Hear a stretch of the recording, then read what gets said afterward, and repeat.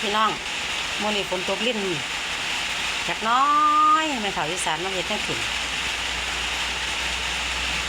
หม้อเด้อแกงหน่อไม้แกงหน่อไม้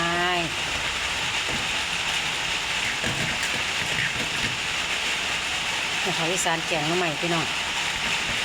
ว่าจะไปตลาดซื้อเห็ดกับฝนตกลิ้นเลยส่งเป็นขี้ข้านส่งเป็นข้านอันนี้ไม่จะรู้หน่อย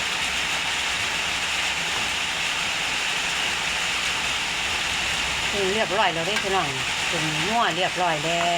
วใส่ไหนหลอกไอ้ง่อมใจอ่ะพี่น้องหลอกไอ้ง่อมใจน่าใส่ขนาดนี้น่ากินบ่อะไรตก